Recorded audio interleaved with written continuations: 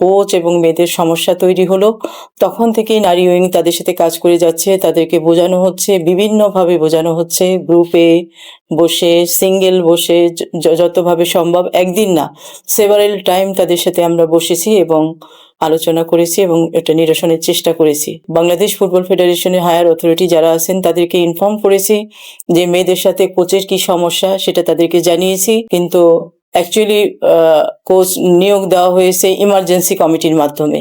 Emergency কমিটিতে আছে Bangladesh football ফেডারেশনের 4 জন vice president, senior vice president এবং প্রেসিডেন্ট। প্রেসিডেন্টের পক্ষ থেকে আমার পক্ষ থেকে আমরা আমাদের চেষ্টা অব্যাহত রেখেছি মেয়েদেরকে ফিরিয়ে আনার জন্য। টিম চলে যাবে 24 তারিখে এবং ক্যাম্পও বন্ধ হবে 24 তারিখে। ক্যাম্প বন্ধ মানে সবার জন্যই বন্ধ, মেয়েরা এবং কোচ সবার সাথে আমরা একসাথে বসে তাদেরকে যে মিসআন্ডারস্ট্যান্ডিং গুলো ছিল সেটা মিটিয়ে দেওয়া হবে। যে কেউ যেন, যেহেতু একসাথে ট্রেনিং করবে মাঠে, কেউ কারো প্রতি যদি অসন্তোষ থাকে তাহলে সেখানে ভালো কিছু হবে না।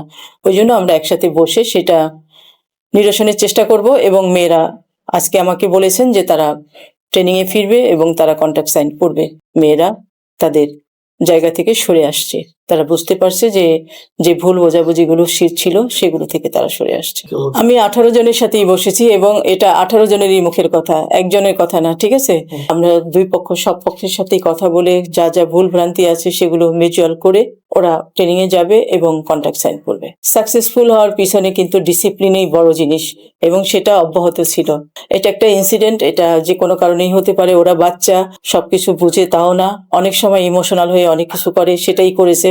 এটাকে ওইভাবে না নেওয়াই ভালো আমি মনে করি। খেলা এবং অন্যান্য জিনিস নিয়ে আপনারা জানেন, ওরা যখন ছোট বয়সে এসছে ওদেরকে আমি আন্ডার 12 নিয়ে এসছি।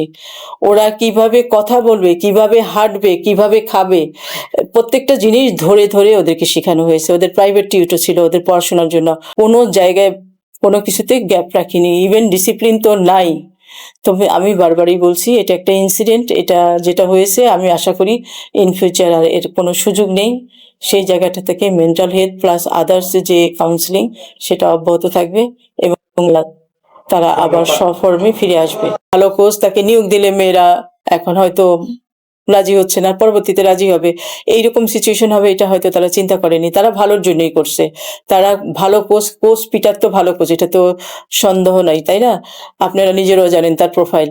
তো পিটার ভালো কোচ, তারা সেদিক থেকে ম্যানেজমেন্ট অ্যাকচুয়ালি করছে। আমি কাউকে ব্লেম করছি না। আমার দিক থেকে আমি ক্লিয়ার করতে চাই যে আমরা সব চেষ্টাই করেছি এবং আমরা আমাদের দিক থেকে যা যা ইনফরমেশন দেওয়ার হায়ার অথরিটিকে আমরা সেটাও দিয়েছি এবং জানিয়েছি। কারণ আমি আমার জায়গা থেকে আমি সবসময় স্বচ্ছতার সাথে কাজ করে আসছি এবং এখনো করছি।